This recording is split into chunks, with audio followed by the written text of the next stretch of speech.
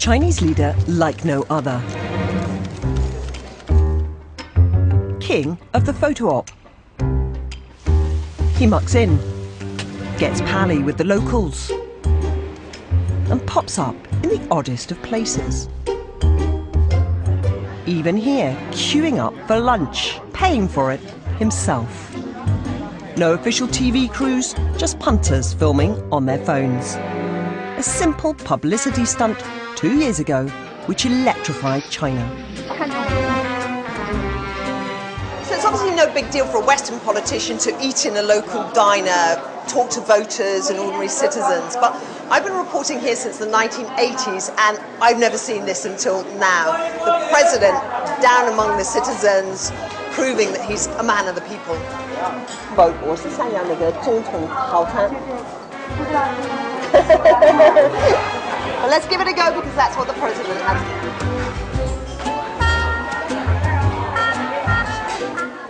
It's actually pig intestine.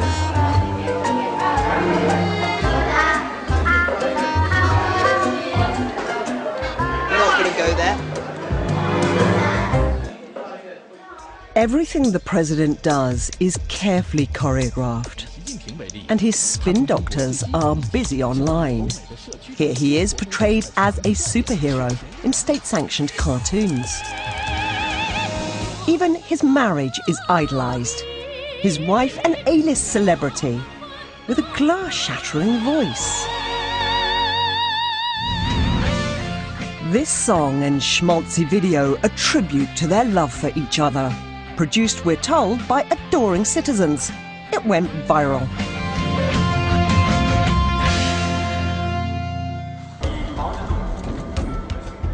For the leader of a secretive communist state, kissing babies isn't normally top priority.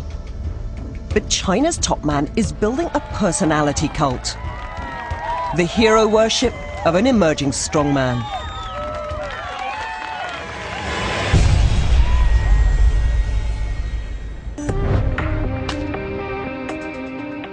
For much of China's history, its vast population was ruled by emperors, shut away behind the walls of the Forbidden City. Despite Xi Jinping's image of approachability, access to the real man is just as closely guarded. Behind the smiling mask is an ice-cold schemer. A man whose journey to power reveals a ruthless and calculating operator. Xi Jinping was born to rule. His father was a hero of Chairman Mao's Communist Revolution in 1949.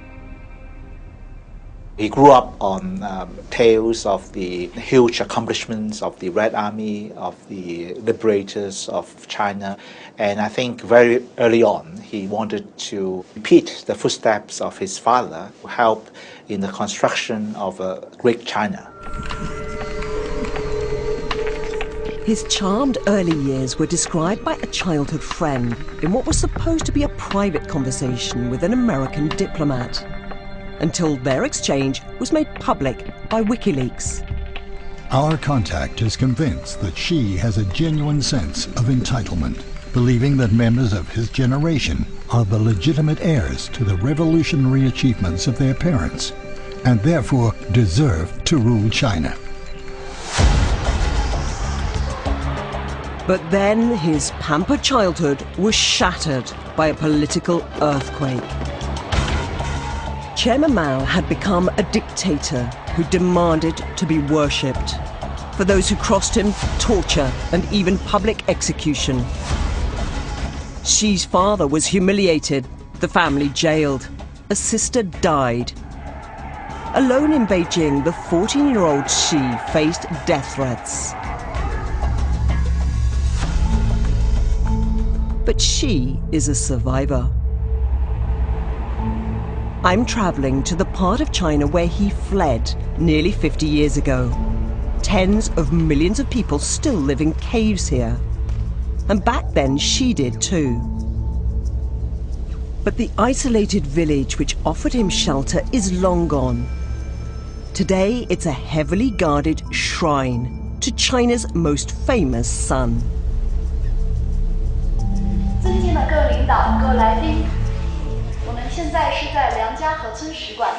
1969年1月，不到16岁的习近平同志同北京其他14名知青来到梁家河村插队。These people look like day trippers, but I'm pretty sure they're actually government minders and plainclothes police, all keeping an eye on me. Me and Mr. Lee, my friend from the propaganda office, are heading now towards the cave where Xi Jinping actually lived when he was here. I feel that there's no point in me trying to do anything without my friend from the propaganda department, because we're obviously joined at the hip today. But they did let me see into his cave. So this is one of the caves where Xi Jinping lived as a teenager in the village, and he shared this brick bed with 3 others, and gosh, yeah, it is a bit hard. And he said that he slept on a pile of fleas and that he was bitten until his entire body swelled up. Hard introduction to village life. Everything was difficult. All we had to eat was porridge, herbs and buns. If you're hungry, you don't care what you're eating. Sharing the bed and the fleas back then was Farmer Lu Hoshang. While he read, I would roll the cigarettes. He'd read the selected works of Mao Zedong, Mao's quotes and the newspaper. There wasn't anything else. I got more of an insight than I was expecting. He wasn't funny. He didn't have a sense of humour. When we had free time, we would play poker or hang out. But he rarely went out with girls. Clearly not the life and soul of the party. But he did pass on one bad habit.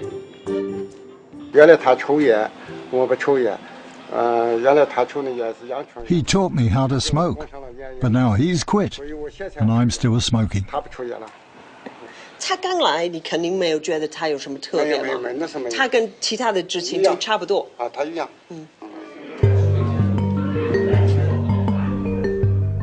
But then this ordinary boy did something extraordinary. Despite all his family's suffering at the hands of the Communist Party, he joined up. The first step in the long march to the top. A march which would take him to the kind of power and personality cult that Mao once had.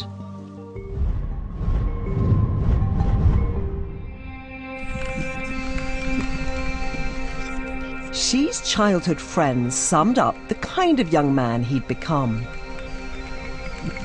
Xi was always exceptionally ambitious and had his eye on the prize from the very beginning. Xi Jinping chose to survive by becoming redder than the red. I think what Xi Jinping learned through those days of adversity was the basic skills of political survival. He knows how to survive, he knows how to struggle, and he's got to the top. And we were having a struggle of our own. Even though they were watching our every move back in the village, the propaganda officials became extremely nervous about having us there. And they asked us to promise that every single word that we said about Xi Jinping in the entire film must be positive. Time to go. Xi set about plotting a path to power. Far from Beijing, he played the long game, rising slowly, offending no one.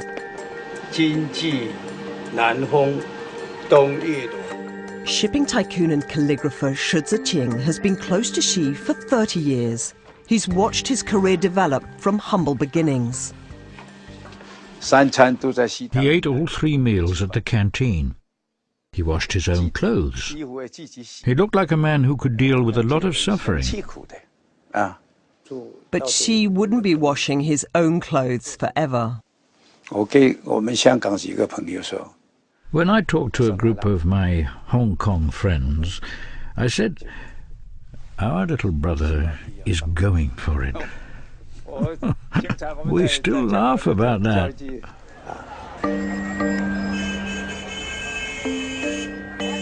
Reporters assigned to follow Xi say he took low-key to a whole new low. Always very boring, people cannot remember him. He didn't want to get any kind of bad record. He always make right decision. So he always made the right decision or no decision? Mostly no, but sometimes make right decision. Never made wrong decision. Behind this mask of blandness was a cunning strategy. If you are trying to rise in a state like China, you don't want to show yourself because then everyone will be against you. So you are very low-key until you get to power. Xi was sizing up the political landscape. His childhood friend reveals how one thing really bothered him. Xi knows how very corrupt China is and is repulsed by the all-encompassing commercialization of Chinese society, with its attendant nouveau riche, official corruption, loss of values.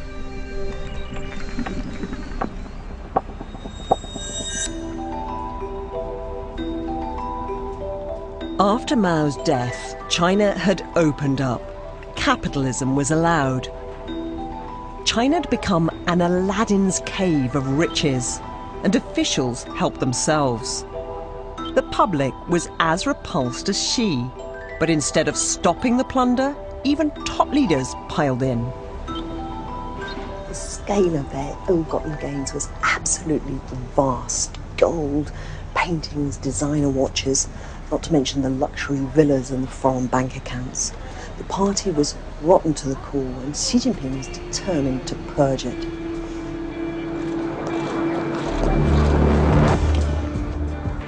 In 2012, his moment came. Xi became Communist Party boss. The teenager who'd fled Beijing fearing for his life had clawed his way to the very top. The man who'd seemed so dull, so safe, began confounding expectations. He gave himself more powers than any leader since Mao. The period after Xi Jinping's rise to power was a great surprise for Chinese. I think they thought that he would be an amiable person who would just go along to get along. And he's turned out to be a very powerful leader. Is he a strong leader? Yes. Is he consolidated political power around himself? Yes. He is utterly comfortable with the exercise of power from day one. The edicts of China's emperors have always been immortalized in ink. We're doing the same for Xi's words. In a speech to Communist Party insiders, he revealed a guiding obsession. After the collapse of communism in Soviet Russia, he was terrified that China would be next. Why did the Soviet Union disintegrate? An important reason was that their ideals and beliefs had been shaken. Nobody was man enough to stand up and resist. China would be different. China had a man to save it. Xi started by restoring the party's reputation.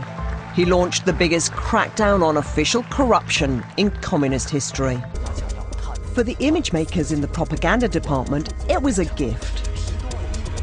A victory for Xi, the tough guy who preferred the simple life. Corruption had reached industrial scales. Now I think it's probably running at wholesale scales. He'd rather reduce it to retail scales. Xi went after the big beasts of the party, the men he called the tigers. But he had a hidden agenda, destroying his rivals. While Xi himself seems clean, there's evidence some family members got spectacularly rich as he rose.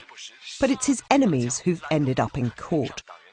Men like Zhou Yongkang, the head of China's vast security network, a tiger whose power threatened Xi's own. A corruption scandal got rid of him. Zhou was deeply corrupt, but Xi Jinping's tiger hunt isn't just about clean government. It's classic imperial palace politics. destroying Zhou has been a way to eliminate a rival and cement absolute power.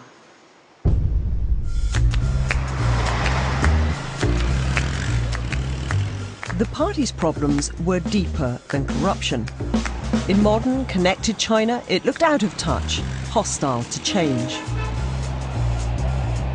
If China was going to avoid the fate of Soviet Russia, Xi needed a positive message alongside the purge.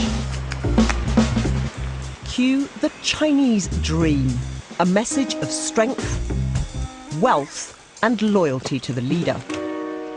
But what about the fine print? So this is one of the most famous bookshops in China, and they've got a very prominent display of the works of our man Xi Jinping. It's in every language under the sun. Classical allusions he uses in his speeches, ancient Chinese wisdom, governance of China, about the theory of the rule of law. Point, if I could just summarize, is to say that China needs the Communist Party, the Communist Party needs Xi Jinping, therefore China needs Xi Jinping to make it strong, wealthy, and united. Has the message cut through? 我们还那个不大清楚。他的语录你喜欢哪一些？最近那个反腐嘛，中国反腐，然后习主席就是有那种比较那个强硬的态度嘛。他挺前卫的，而且就是说对国家也好，对社会治理也好。平时工作太忙了，很少看。他应该是就是刚知道中国现在正在变强大。你喜欢他吗？我非常喜欢，他是我的偶像。I'm not doing very well here. I can't find anyone who's read any of these. Even so, they may not read his books, they may not even know what his Chinese dream is. But they do like the fact that he's fighting corruption and that he's a strong leader. Oops, another tangle with Big Brother. The police don't take kindly to us asking people about their leader. The Chinese dream is about a strong China. Sport matters, and no sport more than football. Xi was once in the crowd when his national side was defeated 5-1 by Watford. The humiliation left him furious. Now he's in power, Xi likes to win. Part of his dream to qualify for, host and win the World Cup. That's a long way off, says celebrity commentator Tony Shao. The realistic one now is qualify for the World Cup again. And then it's hosting, then it's winning. That's a long way. We have to wait before that. Defending was a bit ropey. Yeah.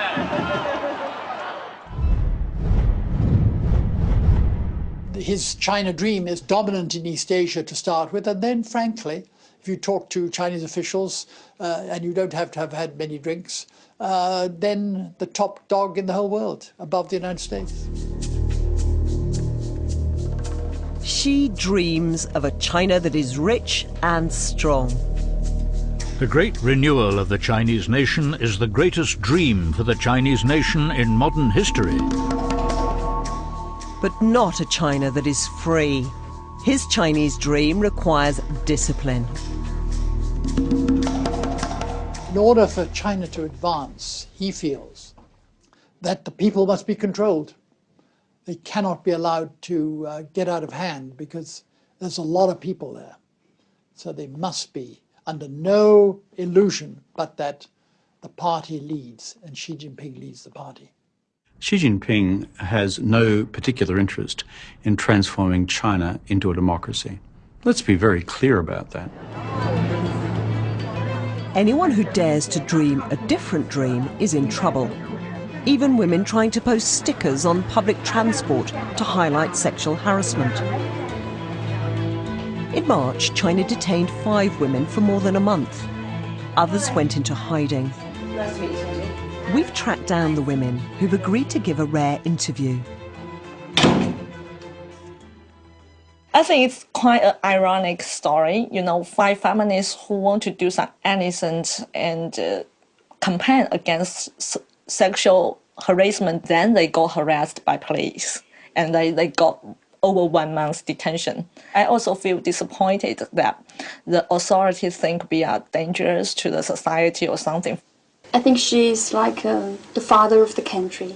He wants to rule the country like he's ruling his own family. I think it's really a backward. In Xi's China, citizens can't demand rights. He sees free speech and democracy as a Western plot to keep China weak. Xi may enjoy Hollywood movies and chose an American education for his daughter, but he's waging war against Western ideas.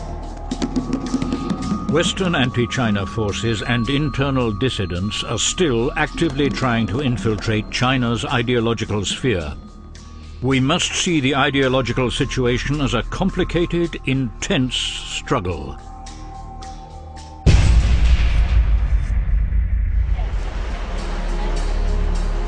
One newspaper found itself on the wrong side of that struggle when it planned an edition urging Xi to honour citizens' rights. Its reporters got a nasty shock. When we got the newspaper in our hands, we found that some of the content has been changed, mysteriously changed. Changed by the government's propaganda department to a line it preferred: the Chinese dream. It's a dark time for journalists, but most people don't notice, content for now to get on with their own lives. But how many people think that there should be more room for journalists to do real journalism? I would say at most 1% of people are like me. Yeah. It's not many, is it? Yeah, not many. You haven't got much of a future, have you? But you need more than that, don't you? I mean, China is a huge society going through enormous fast change. It's like full of contradictions and turbulence. It surely needs journalism more than a developed society. Yeah, I think so. So I'm quite sad to see all these changes. For China's paranoid leader, what's just as dangerous as journalism is a joke, especially if Xi is the butt of it. Some Chinese wag pointed out a resemblance between the strongman and a famous yellow bear. Now it's banished from the Chinese internet.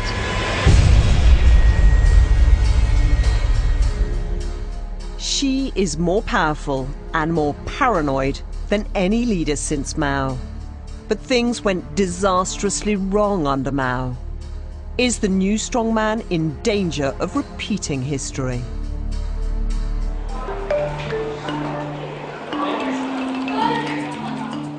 It's places like this which may hold the clues. Cute and cutting edge, Xiaomi sees itself as a rival to Apple. They want to sell you your next mobile phone. But behind the shiny business front, Xi wants to fight his war of ideas right here. They may be privately owned, but that hasn't stopped Xi forcing tech companies to set up Communist Party cells, telling them to demonstrate positive energy and to purify cyberspace. That language is hard for a global audience to understand. What does purifying cyberspace mean? What does positive energy mean? Carrie, I don't want to discuss these issues. This is not something that we would like to discuss publicly. No one wanted to talk politics. Under Xi, a single word out of line can land you in big trouble. He wants China to have world-beating companies and free markets, but he also wants to control them. In today's global economy, is that even possible?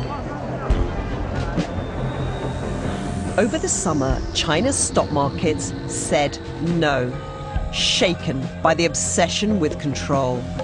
Millions of people lost their savings, and all over the world, traders took fright. All the economists say they totally mishandled the stock exchange bubble that took place during the summer. If they can't get it right, then we will suffer. Fixing an economy whose future affects the whole world, the major challenge facing Xi. It's a make-or-break battle for China's strongman. A show of strength at the gate of the Forbidden City. Not a moment too soon for a leader under pressure. This is President Xi Jinping's first big public occasion as Commander-in-Chief, and he's trying to signal to the whole of China that he is firmly in charge, and with the military in his grasp, he is unassailable, master of everything. He's marching on with the Chinese dream. In the UK this week, signing record-breaking deals that will bring us ever closer to China. From palace to cave to absolute power, the Communist Prince has had an incredible journey. Xi's China marches in lockstep for now, but it matters to all of us if dreams turn sour.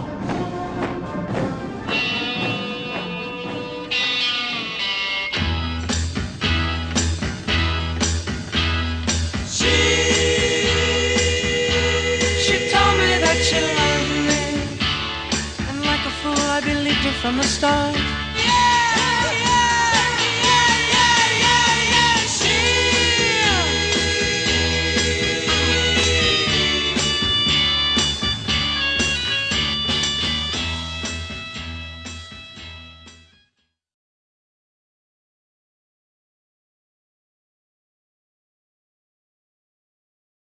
Filming on their phones. A simple publicity stunt 2 years ago which electrified China. So it's obviously no big deal for a Western politician to eat in a local diner, talk to voters and ordinary citizens, but I've been reporting here since the 1980s and I've never seen this until now. The president down among the citizens, proving that he's a man of the people.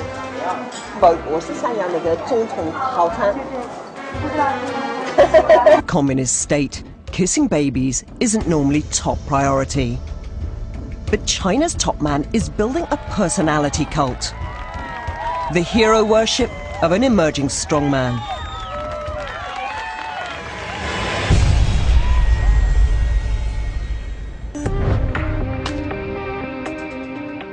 For much of China's history, its vast population was ruled by emperors, shut away behind the walls of the Forbidden City.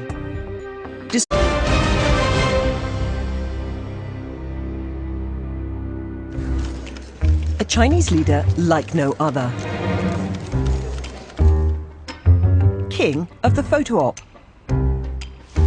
He mucks in, gets pally with the locals, and pops up in the oddest of places. Even here, queuing up for lunch, paying for it himself. No official TV crews, just punters. Well, let's give it a go because that's what the president has to do.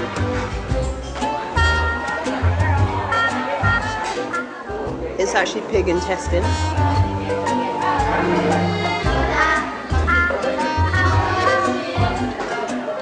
not going to go there. Everything the president does is carefully choreographed. And his spin doctors are busy online. Here he is, portrayed as a superhero in state-sanctioned cartoons. Even his marriage is idolized. His wife an A-list celebrity with a glass-shattering voice. This song and schmaltzy video a tribute to their love for each other. Produced, we're told, by adoring citizens. It went viral.